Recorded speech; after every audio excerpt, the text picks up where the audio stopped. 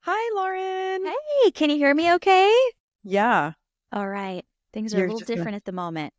Yeah, we've got a kitty cat that won't come out from behind the computer. It was, yeah, take your cat to the office day, and there she goes. Okay, she's leaving Hi, the Sailor. station, or at least by a few inches, enough for me to put the microphone back down so that we can focus and Awesome.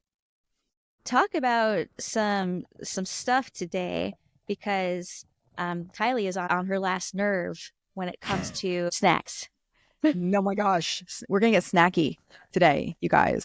Yeah. And, it's not even snacks. What do we call them? Nutritional napalm. Things that come out of bags and boxes. Oh, Should we right, eat of them? course. Do we, yes or no? Yes or no? Are you in a bag or a box? If so, do you want to be freed from your position in the snack world? Um, Yeah. Well, we came off of this interview with Cyrus last week, and he coined the phrase nutritional napalm when it came to like basically high fructose sugar or like refined sugar in general. And I thought that was such a, like I've heard him use that term before, but as I've been editing that episode, and if you haven't listened to Cyrus talking about nutrition and how it impacts our body, please go back and take a listen to that episode because it's really just so fun to listen to him talk about it because he's got this way about teaching. But he used the term nutritional napalm. And I think that's really important because we're talking about macronutrient march here, right? Like we're talking about carbohydrates and fats and proteins. And we got into the fat discussion a little bit last week. And one of the things that he brought up is that not all carbs are created equal. And we talked a little bit more about that, but I really experience this so much in my day-to-day life. And, you're talking about snacks and snack foods. And, we have a 3-year-old daughter that we're raising in this world full of packaged and processed foods. And it's very confusing for kids. I mean, it's confusing for our kids. It's confusing for adults. It's confusing for everybody. And because I've learned so much about nutrition label reading, something that I teach to my clients, understanding what the packaging means, what the words on the packaging means, really diving into what you're bringing home matters. And that's kind of where this is all coming from. I'm definitely feeling supercharged about it, but I've got a funny story about that. So, I don't even know where to begin on this because it comes from such a source of frustration. But we're going to try to offer some solutions today because I think a lot of people feel like, well, then what do we snack on? And I think that what we need to work on is reframing our mindset around what snacking is and what we're doing between meals and why we're hungry to begin with. And why we're hungry to begin with may actually lead right back to our favorite macronutrient, which is carbohydrate. And it's high quality whole foods carbohydrates. These are the good guys. They have essential function in the body. We cannot do without a glucose source, but we don't need to get our glucose from cereal with lots of added sugars or that granola bar aisle that like speaks to us because we feel like we got to carry a bar around in our purse or our bag everywhere we go. mhm.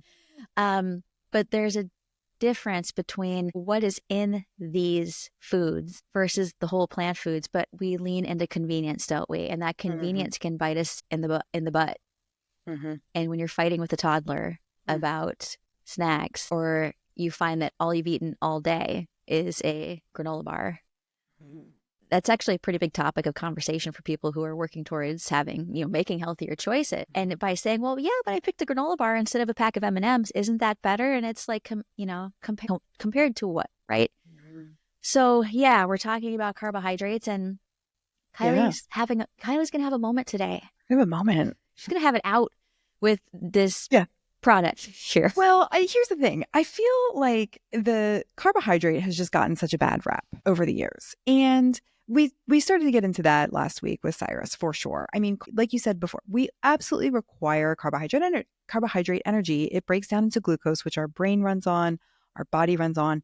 And this is not to say that you're eating an only carbohydrate diet. It's really important that we understand that all 3 macronutrients are incredibly important in our bodies. And we talked about this in our very first episode. The proponent of which we're getting those foods is also equally important. And when we focus on eating whole food carbohydrates rich in the fiber, minerals, vitamins, water, those are the foods that fuel us for the long term and the short term, right? In between meals, like you were saying, especially foods that are rich in fiber are going to keep us full for longer periods of time. And one thing that has also become a trigger word for me in a way is the word healthy, just as a blanket word, right? Like, well, I make healthy choices. I have a healthy diet. It's just so subjective because there's really no nuts and bolts. What does that mean? What does healthy mean? And really, it is subjective. What does that mean to you? Because like you said, I'm choosing this bar over a pack of M&Ms, and that's a healthy choice for somebody. But again, now we start talking about what does healthy really mean? And what are your actual goals? If you are somebody looking to make improvements to your health or your lifestyle on some level, then these words can become very confusing, right? And what's happening, what I see on these packaged and processed foods, especially like in that granola bar aisle, like you pointed out, is words like organic, non-GMO, plant-based, real fruit. Like this package, this thing I'm looking at right now, says real fruit and whole grains. And we're going to get into that in a little bit, but you see the word nature on a lot of things or whole on a lot of things as if they are providing you with a high degree of nutritional value. And so I'm going to reframe the word healthy to nutritional, right? Because, and as a registered dietitian, I imagine like there's a very big difference between when you start looking at foods that have high nutrient value. And this comes from the form of macronutrients and micronutrients. Oh, yeah. And since you mentioned words that just get you. Oh, yeah. Let's talk about it. For a moment here, I just want to talk about the food marketing world. The food marketing world, there are some guidelines out there about things that they can and cannot say, but boy, do they stretch that as far as they possibly can. And if the FDA doesn't make a clear statement about don't tell people that this is going to cure heart disease, but you could say may improve your health, your prevention towards something. There's certain things that they can put on a box. You're going to see it on like Special K cereal just because it has a touch of fiber or bran in it, but it still is something that probably has added sugar in it. And then if you drop dairy on top of that, you're adding more sugar into your bowl of cereal. So that no longer becomes a health food. But the two things that get me on food packaging, net carbs and the word clean. Does people use the word clean? I have no idea what you're talking about when you say you eat clean. And most dietitians have no idea what you're talking about when you say you eat clean. I just want to make it clear that clean is like a social media term. It doesn't mean a damn thing. Does that mean you're washing your fruit before you eat it? I don't get it. Clean. What does that mean? Does it mean limited ingredient? We have to be specific. What do we mean when we're talking about food? Now, net carbs isn't a thing. I want everyone to really be satisfied with the answer I'm going to give you. Net carbs is a food marketing term. It means diddly squat nothing. It is not scientific. It has no merit whatsoever. And I still continue to see this being used as if it's telling people that it's healthy because there's a net carb of like 3. No. It means nothing. If we are trying to subtract every gram of fiber out of the total grams of carbohydrates, what do you think that's actually doing for your body? What do you think it's doing? Don't do, no. You're going to see it on tortillas. You're going to see it on all this packaged stuff. And you're going to see like 8 things on the list. It might say vegan or plant-based. It might say keto approved, which is also complete BS. A lot of those products are not keto approved. If ketogenic is actually being looked at as the science of ketogenic, it's not. There's a lot of things the food marketing world gets away with. And Kylie's bar is the perfect example of using healthy to mask ingredients that are not in a limited ingredient, not a whole food, and not stuff that most people want to put in their bodies, but yet it's pretty and being marketed as a health product, right? Right. And they're prevalent. It's prevalent. It's everywhere. It's at the checkout aisle. It's in the aisles. It's within the aisles. It's in the frozen food section. The marketing is out there, right? So, and I think it's funny because the reason that this came up is that I did want to talk about refined versus whole carbohydrate in terms of our macronutrient month and just emphasizing the value of when we talk about a food being a food, what is like, you cannot call every food in one single macronutrient, right? Like we've brought that up before. And I think that that's a really important key point to take home here, that all food that you eat is going to have some ratio. But what ends up happening is our minds have been taught over time that we've sort of learned that like, well, there's certain foods, like I can name some foods off. Like if I say donut, people are going to think carb, right? If I say bread, you think carb. If I say fish, people think protein. Like these are ingrained into our world. Pasta is a carb. This is, and it's very seldom that we have an opportunity to actually sit and break these things down. And what I can tell you from my experience working with so many clients over the years is that we've done that work. We have sat down and we've read the nutrition labels. We've entered food into food apps like Chronometer and looking at exactly what is involved with their meal or their food that they're eating.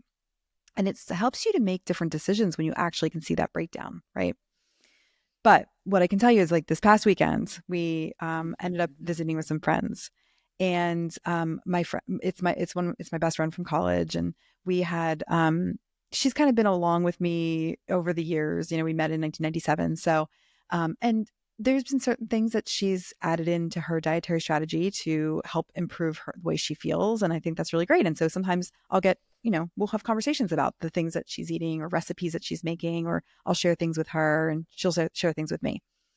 And she's raising 2 kids. And again, the packaging and the way that things are packaged can be very misleading. So I was at her house and she like throws me this bar and she says, "Hey, what do you think about this bar?" And I was like, "Please don't do this." I'm like, "Do you really want to know the answer to this question?" That's my first question when somebody says, "Is this good? Should I eat this? Is this okay?" I'm like, do you really want to know what I'm about to teach you about this bar? And a lot of times the answer is no, and that's okay.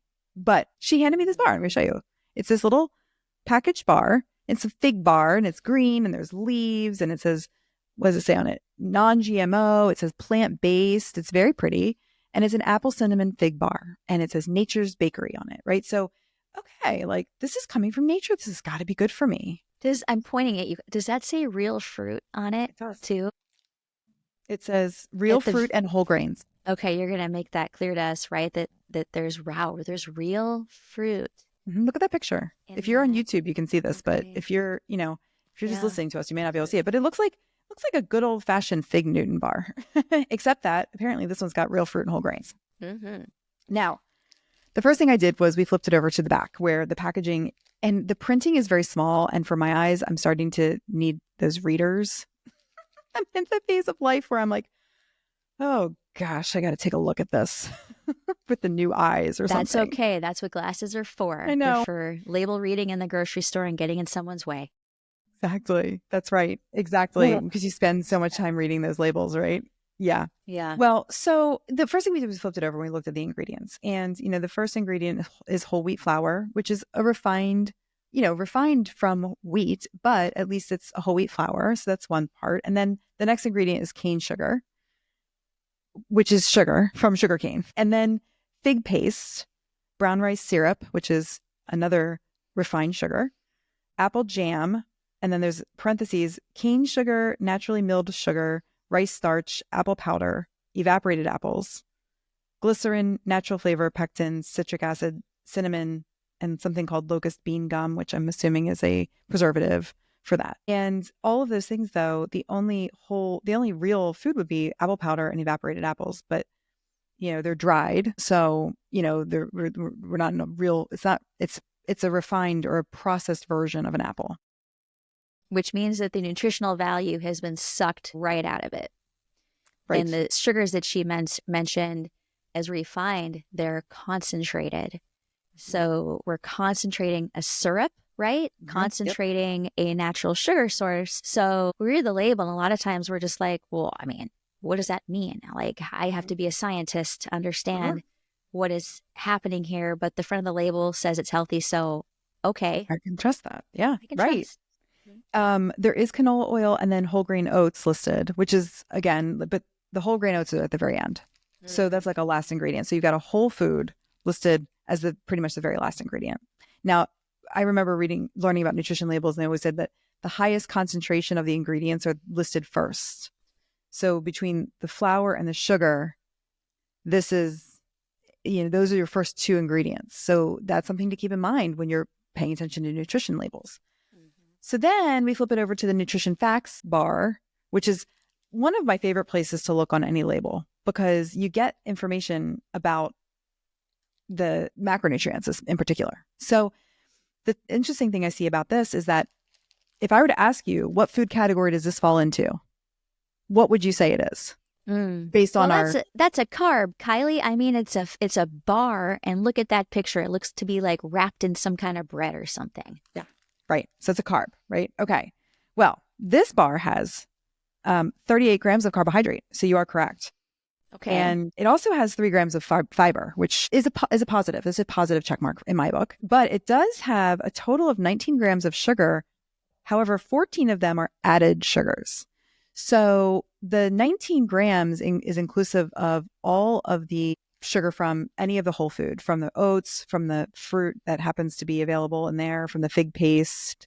There is natural sugar in there that's inclusive, but 14 of those grams are from the added sugars. And that's a much bigger issue. That's actually 28% of the recommended daily value. So more than a quarter of the recommended daily value of added sugar is in this bar. And then there's 5 grams of fat and 3 grams of protein. So this bar that you told me is a carbohydrate is a high proportion of carbohydrate, 38 grams of carbohydrate, but also fat and protein are involved. So you still get 3 grams of protein. I like that you're holding it upside down because that really confirms that you really disagree with it. Well, you know what? The nutrition label is upside down on the back. Well, it kind of wrapped around, I guess. Isn't that an interesting irony? It's an upside down nutrition label. It certainly is. It really is. And there's 200 calories. Describing, 200. Yeah. Okay, and there's 2 little guys in there, right? 2 little bars. So, okay. Yeah. Yeah. And what she's describing is not a singular product. This is kind of how it works in the packaged, convenient food world. They spend a lot of time and resources on making it look like something we want to buy. That's right. So one of the things that I was having this conversation with my friend about was that I said, listen, this is a choice.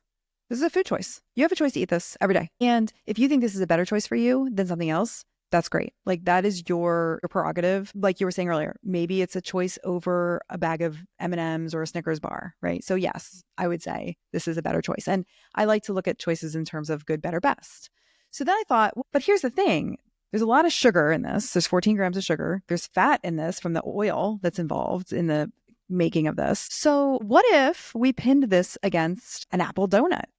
Hey, okay, let's see what is the nutritional breakdown, because maybe if you I would venture to guess that with the amount of sugar and fat that exists in this from the oil and the sugar, maybe you'd be better off just eating the donut. Why not just eat the donut instead of faking out with this, fig bar?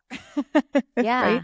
Yeah. So I went to my trusty app called Cronometer that I love.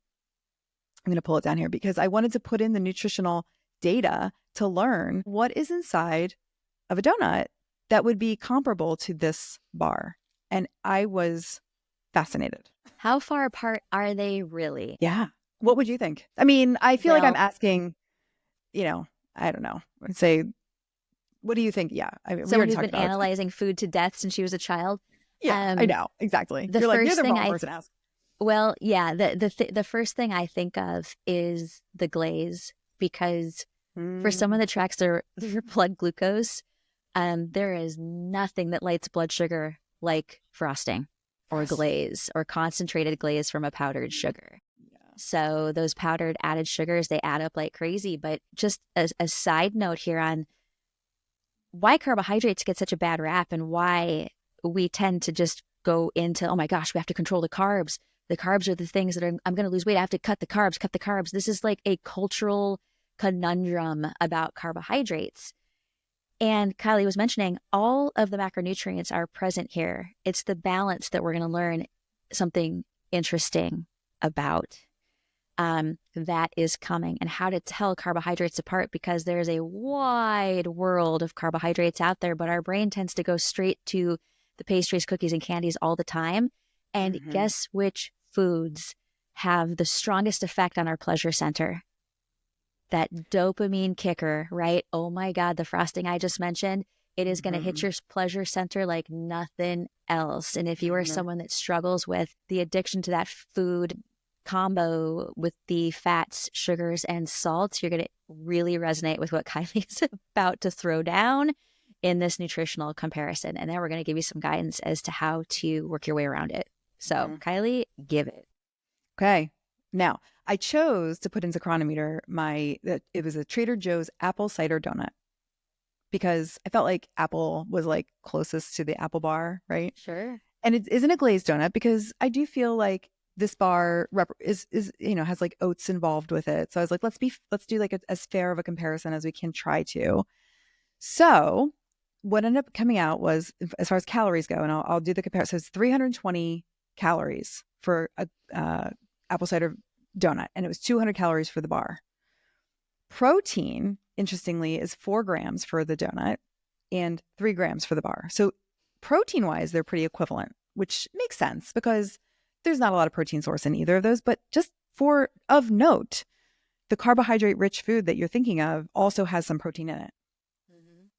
Carbohydrates in the donut is 41 grams compared to the 38 grams. Yet the amount of calories in the donut is 300 with only 41 grams of carbohydrate.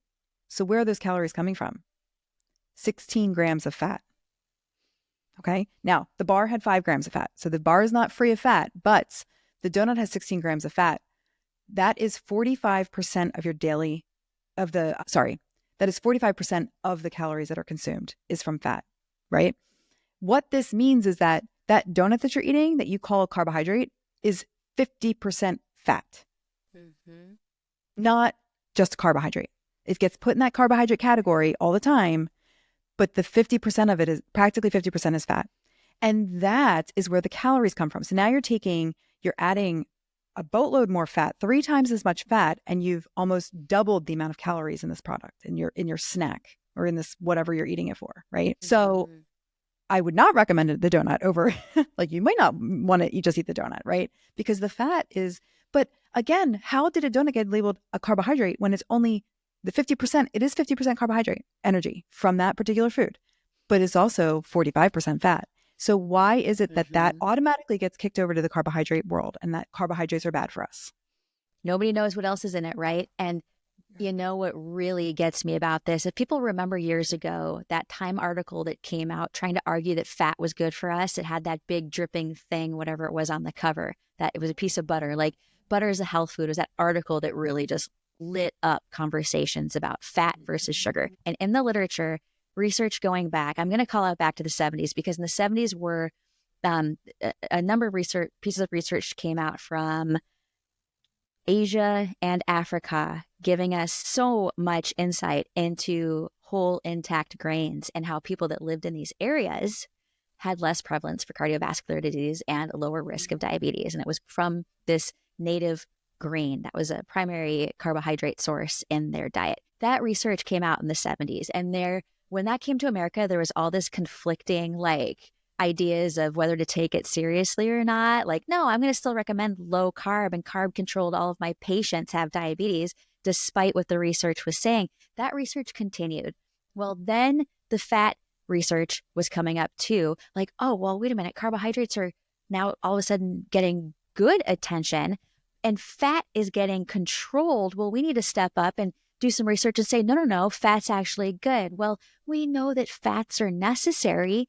We can talk about nuts and seeds and avocado, but that Time article was being very direct and saying butter is okay. Mm-hmm. And that leads into high fat dairy is what we're really talking about. And then we start to question, wait a minute, but maybe oils are okay too. So it's been just this head on collision between added sugars and fats, trying to say that one's better than the other, but then those added sugars get grouped as carbs and the fats are kind of this entity all by themselves. So just mass confusion in every community as to what is happening here and these constant arguments going on. But then what's really going on with this in the donut is that donut may have kind of like a whole milk in it, a full fat dairy, and it most likely has egg in it. And maybe they're using oil. So usually if it's like a whole milk that they're using, or it's going to be an oil, combines with that sugar to really make it so savory and satiating. And what we go back for is the fat and the sugar starts to combine. That what we've done in our society is think, well, yeah, but the egg is healthy. The egg's okay. And there's sugar in it. So we're not worried about that. So we're going to call it a carb. And we have really put ourselves in a place to not recognize certain fats as being a problem when you've got a nearly 50% fat product on your hands that is contributing to chronic disease because that added sugar isn't acting by itself. So if we reframe the way we think about these carbohydrates, what I'm hoping is it heals some people's idea about what we're talking about when we say, no, carbohydrates are not the bad boys of diabetes. Carbohydrates are the good guys, and it comes to all sorts of chronic conditions that it can help alleviate. And oh my gosh, talk about reduce inflammation. That donut, if you eat it and your fingers feel swollen, it's not just the added sugar that's doing it. It's that combined fat and sugar together. So what Kylie's talking about, I think, is so important and valuable for people to know about this difference between your loaded carbohydrates that we think of as causing so many problems, but yet the rice and the potatoes and the whole intact grains like wild rice get the blame. But then again, fruits and veggies are also carbs too. And this bar that she's talking about thinks it has fruit in it. I would say it doesn't really have a significant amount of fruit in it. I mean, it's not significant. Well, Lauren, it's funny. So, of course, my curious mind and my educator mind, I put my hat on because I was like, I can't stop here at the donut. What else did you do? I had to go and also log what the equivalent would be from the Whole Foods.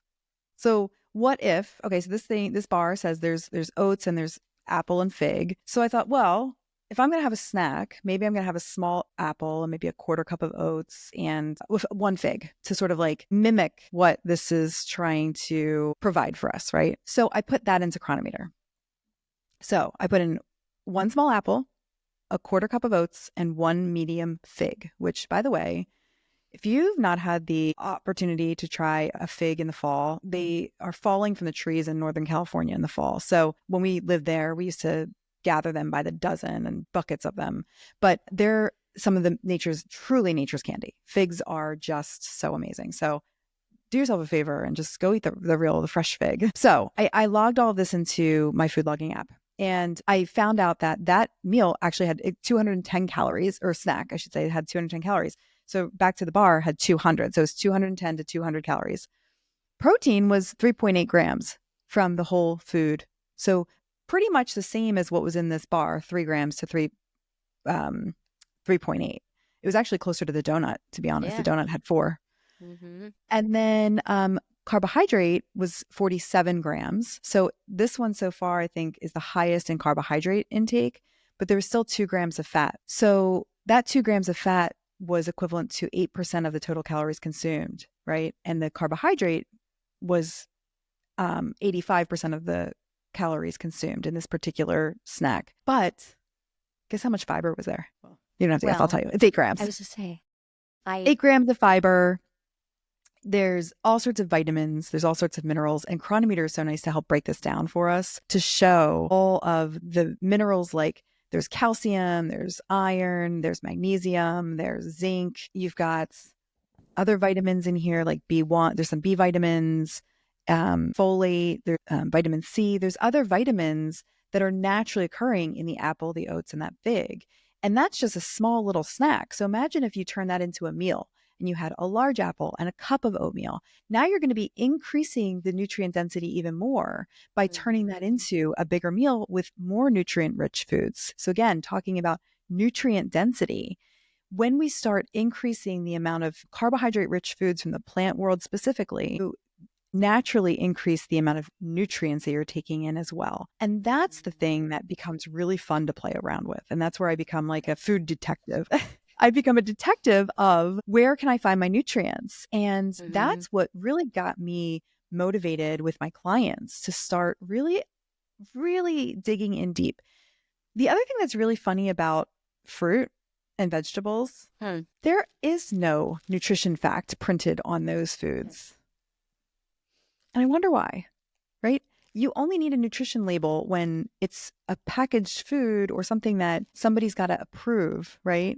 Somebody in an organization has to approve. If you're sticking to fresh whole foods, there's no nutrition facts. There's no label. There's no warning saying that like sugar causes high fructose corn syrup and cane sugar cause chronic health disorders or diseases. There's no reason to print labels and ingredients because the ingredients are naturally occurring and they're promoting wellness. And that's just something else that I like to point out when, especially again, like working with so many people over the years, these are not the concepts that we're ever really taught to work with when it comes to how do we understand what we're seeing in the grocery store? How do we make discerning choices? I love this so much because I think this is really valuable for people that are trying to make changes and then get justification for their choices. It's such a good habit to take self-assessment, like to really look like self-study, like take a week and really look at what you're doing, because if you have health goals of any kind, at some point, you're going to have to really be honest with what you're doing and what you're eating. Mm-hmm. And to be able to use a tracking app just one meal at a time, if it's just one given day because you're really curious about what's in it, it is such a helpful tool to just see what's actually there when you're trying to get somewhere else with your health. You got to get really down to it. And I was thinking about calling this like carbohydrate rehab. Love that. Right? Like Yes. because it will help to train your brain to look a little bit differently at carbohydrate, quite possibly from where you've been to a direction that you might be headed in. Because the thing about it is, if you've got health goals, what we aren't doing is trying to stay the same in the same place. And as coaches, as a dietitian, as just what we do as educators, I know that the common statement out there, speaking of the dietitian world, is we meet people where they are.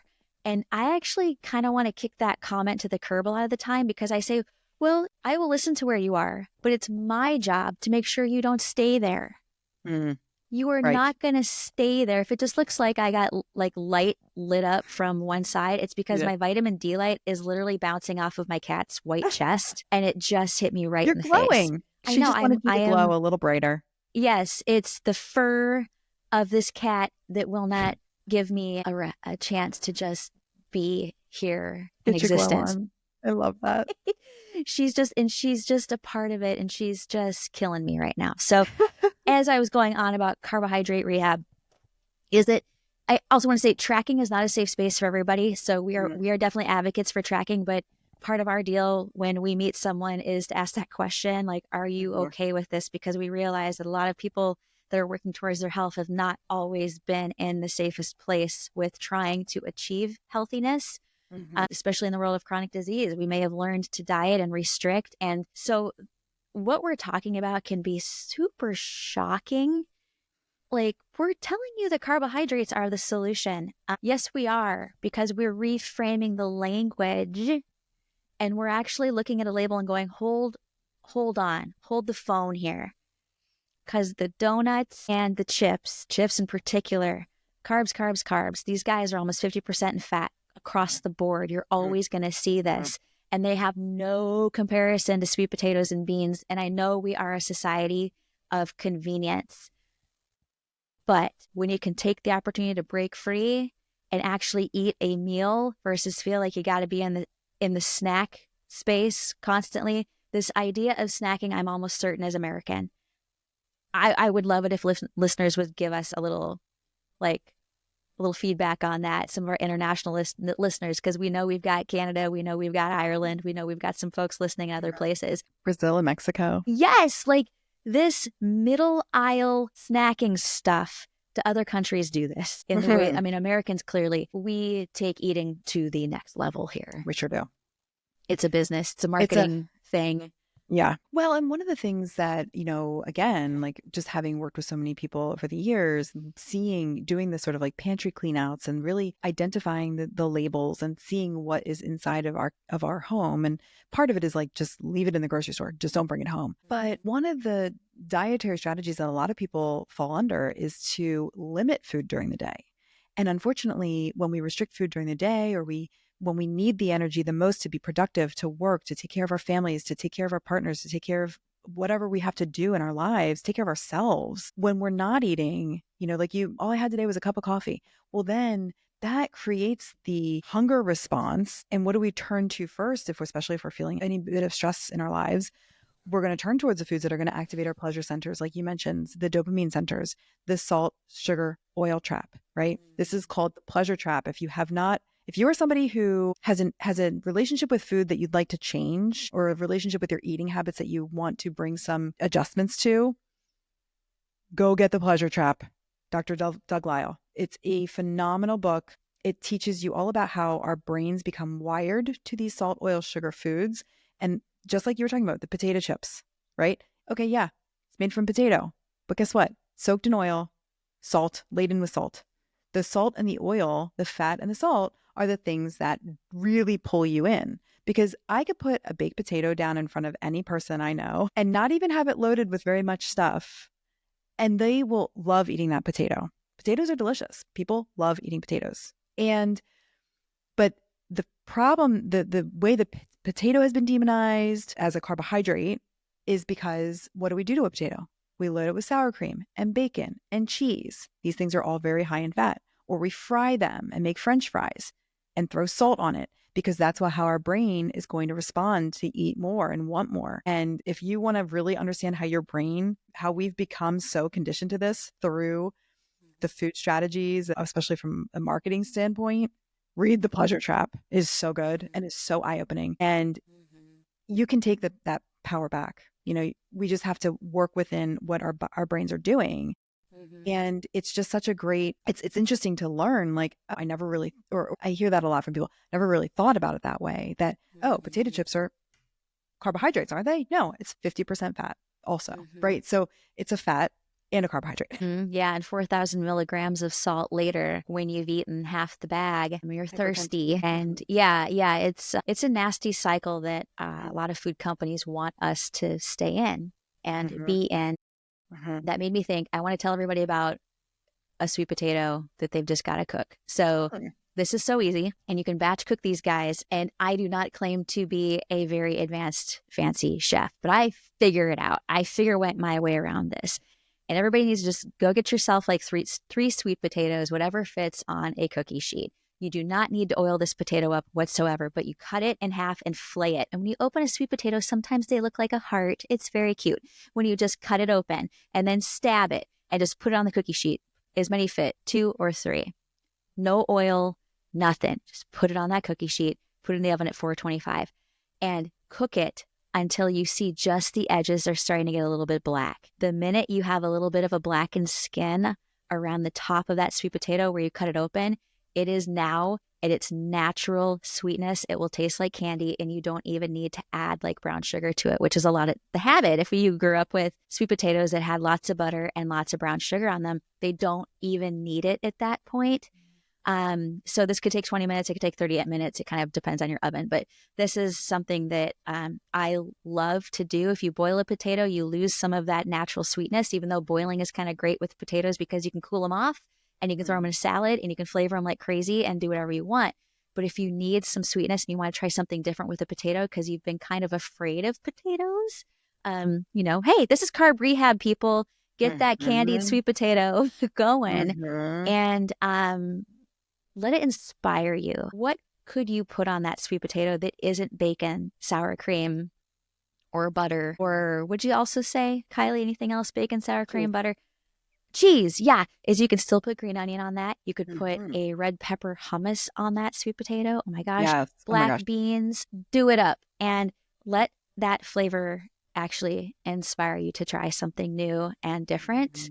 And the last thing you're going to worry about is how many carbohydrates are in that natural food. It's so true. And it's an easy snack to take along out with you if you need something to eat. I mean, we do a lot of sweet potatoes and we'll wrap them up or put them in a container and take them with us. Like we will take food on the go that way. And there's so many different types of containers you can get. Like we have all different shapes and sizes. And that way we have convenient food. So convenience food is an interesting term also because it's whatever is convenient in your current lifestyle. You could create convenient foods in your own kitchen. And that's what we try to do. And again, we're not immune to the packaged food aisles. It happens. But I think the challenge is that and again, I'm just going to speak from my experience here working with people who have come to me saying oh, I have a healthy diet.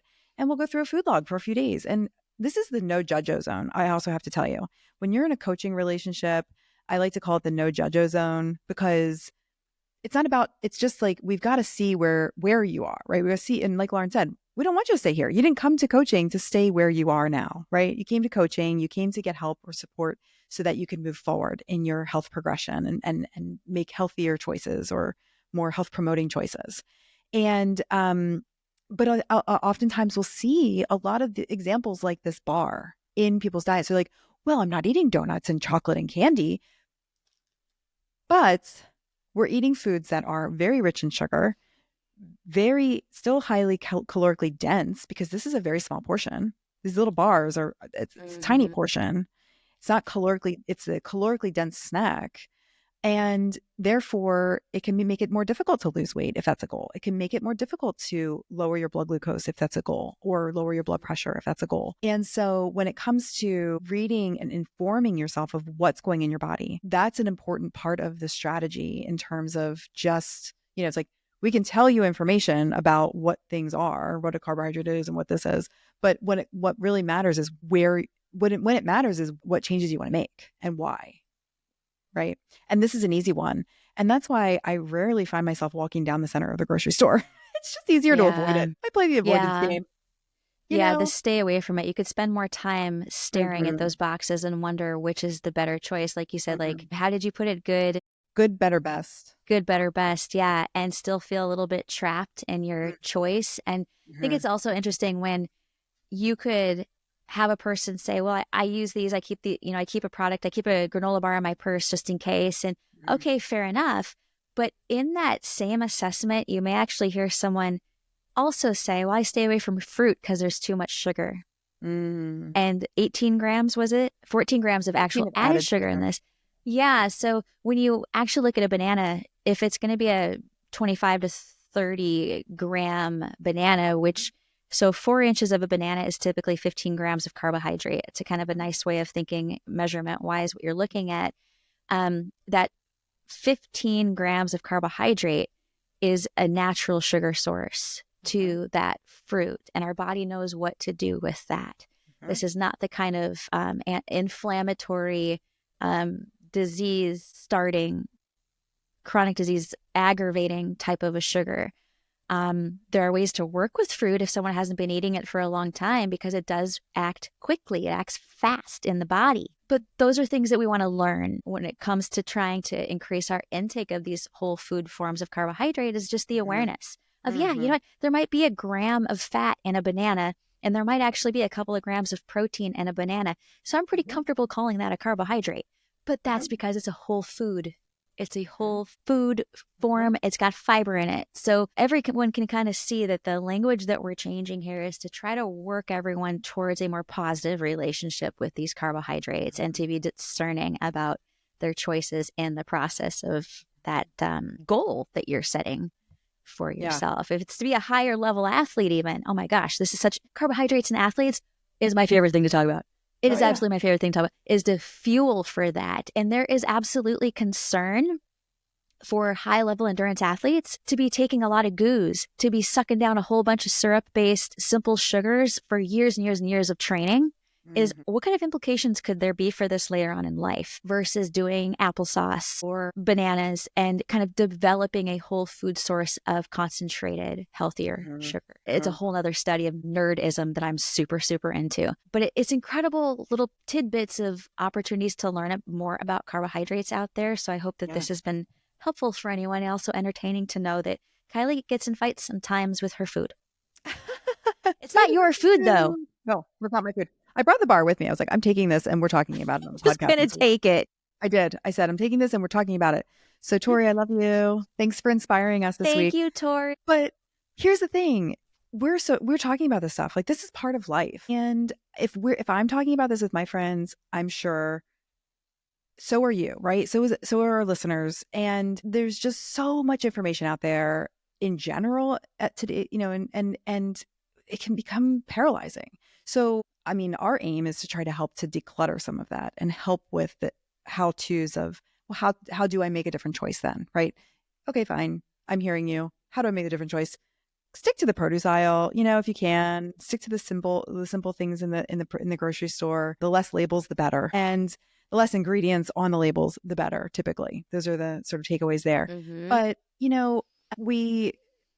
this is fun. This is like, if you've never done any food logging, try it out. It is fun. Chronometer, with Chronometer now, they have an app. You can scan your things. Like if you have like a barcode on your bar, you can scan it in. You don't have to type things in. I like to use it as like a detective, like sort of, like when you brought up a banana, I was like, well, let me just go see what is in a banana? Or, I know Yeah. because I look up bananas a lot, but you were exactly right. 27 grams of carb in an 8-inch banana, 0.3 grams of fat, 0.9 grams of protein. I mean, this app, and there is a desktop version, are very easy to use Yeah. to just sort of learn, well, what is my macronutrient profile? What am I getting on a daily basis? Like, well, I thought I was getting XYZ, but now I'm not so sure. What am I actually eating? I think that's just a good place to start and just to learn where you are at a jumping off point. The real world example here. My husband tracks every once in a while, a couple times a year, actually, he will do it. And at this point of the year, he checks on his calorie intake because he needs a lot of calories. He is an endurance athlete. He burns a lot and he's naturally lean. So putting on muscle isn't the easiest thing in the world for him to do. And I have spent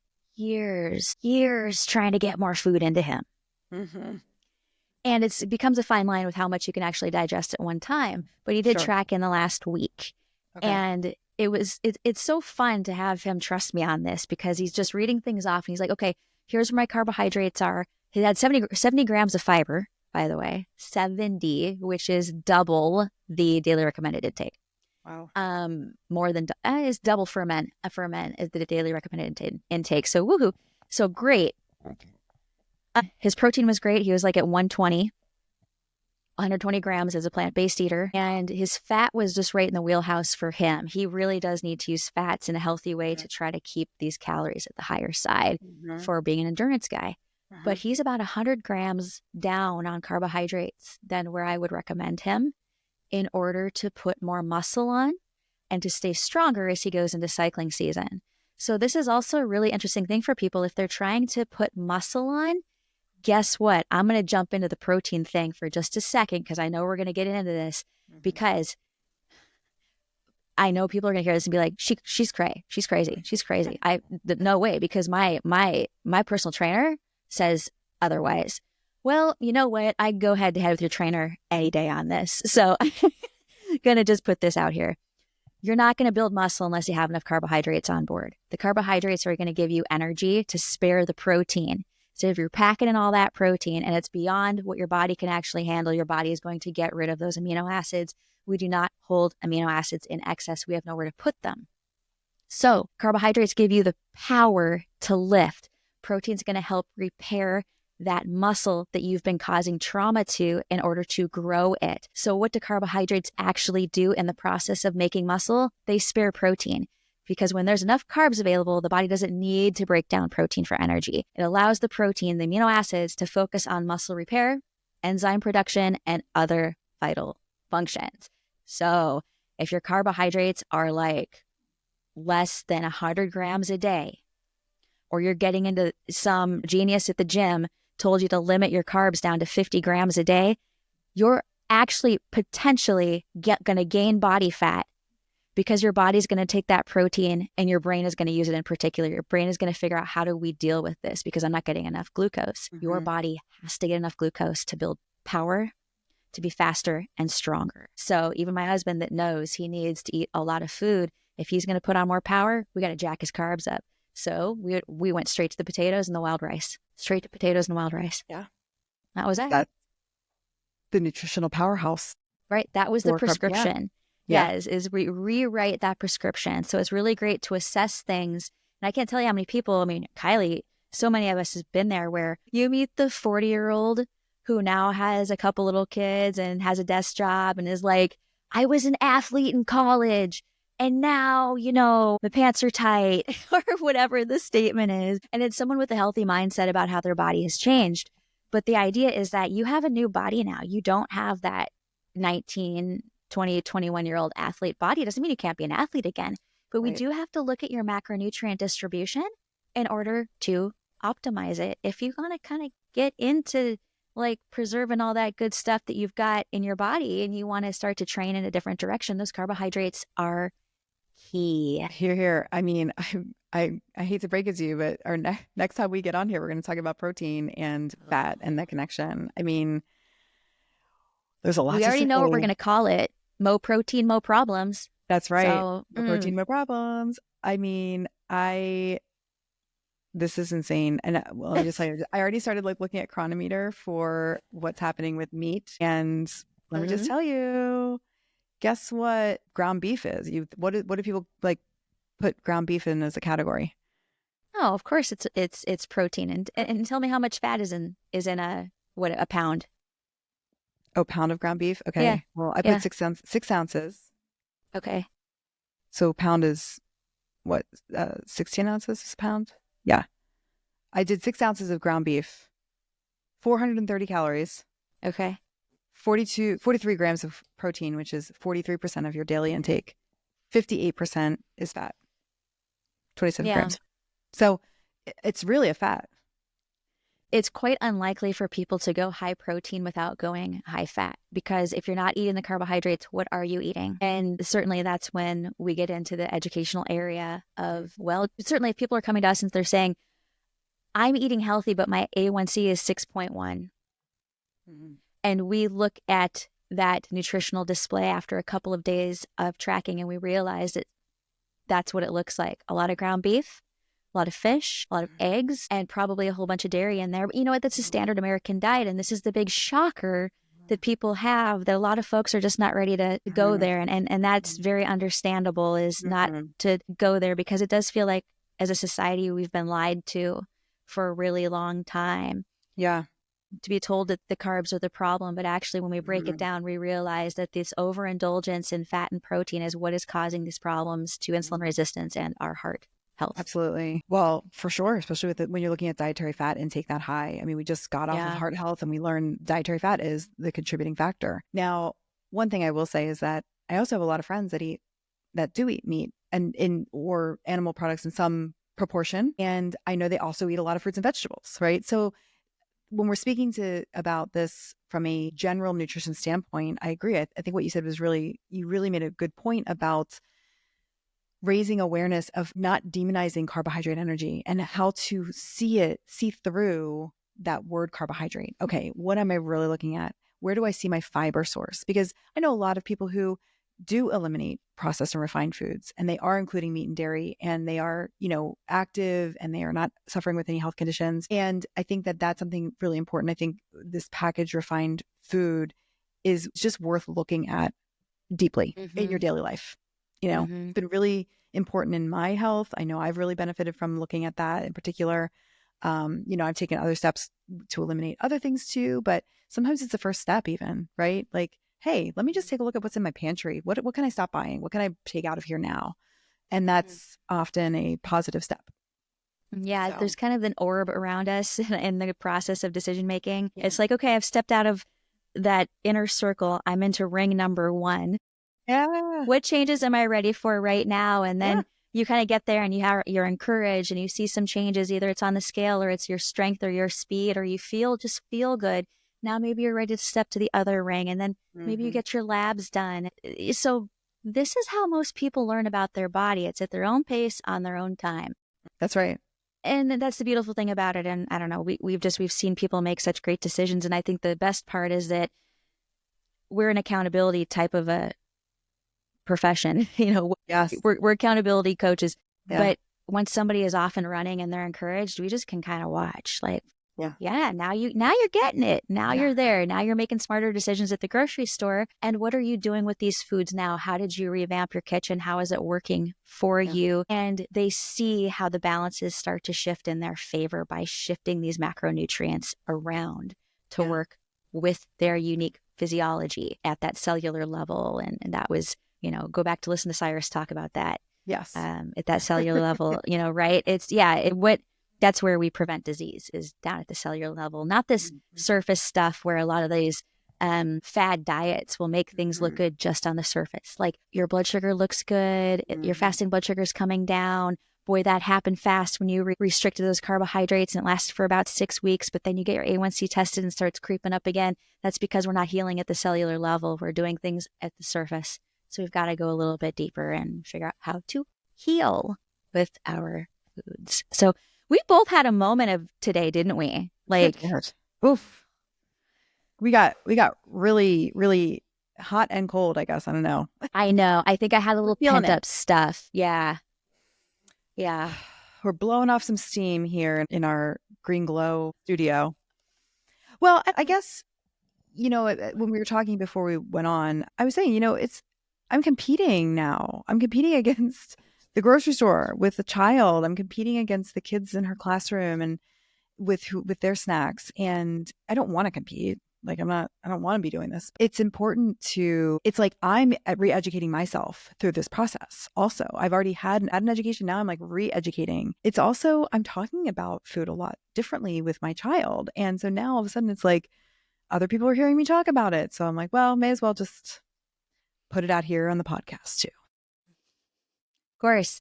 That's why we're here. The next step might be you are a take mommy to school day. Yeah, see this right. in the future. You know and what's so you're going funny? to have that bar with you. I know I will. Oh. Because the expiration on that bar is like 10 years from now, right? On top of it. I'm going to have to hand it to some other kid. Well, I won't. I'm not going to give that to them. Pitch it off to another child. 8. I can't read it. No, wait. No, not 03/29/25. Oh, so this year. Okay. Actually, this month. Yeah, soon. Huh. I wonder how long that was in her pantry. I'm going to have to ask her. Be like, Tori. Hey, Tor. How long was that in your pantry? Anyway. Okay. So I'm going to have to go because little people are coming back from school. And but this is a great day. Thank you, Lauren, so much for all of your continued knowledge and support. And this has been a great day. And I hope you have a wonderful weekend ahead. Thank you. Thank you for coming in hot. You're doing something very special this week. And I know that you're going to come back super lit up and excited about it because I've seen this happen to you before. And we will clue everybody in once that Kylie gets back because she's going to be jacked on good vibes. Good vibes. With really interesting people. And I'm sure there will be conversations and we'll find out what she learns on her excursion across the water. Water excursion. Well, for those of you I'm about to meet, I can't wait and looking forward to it and giving you a big shout out for meeting me there. Oh, yeah. I will not be there. I will be in the frozen Northland because we just had a snowstorm, but that's okay. I know. Like I said, there has to be a northern representation in this duo. Right. Yes. Thank you for being that person. No, you're welcome. So we will, what are we putting in the show notes? Chronometer? Chronometer. The pleasure trap? Pleasure trap, for sure. And what else have we got? Are you going to link that bar? No. We need to talk about we need a recipe in the blog for the baked sweet potatoes. It would be very easy. Yep. We'll put write the sweet something potatoes up about it. Yeah. Very simple. Blog about that. Yeah. That'll go sure. in there. Okay. Amazing. Absolutely. All right, everybody. We're here for you. Yeah. We challenge you to do the carb flip, go to carb rehab, whatever it might be. Yeah. Get your carb on. Get your carbs on and keep glowing. Yay.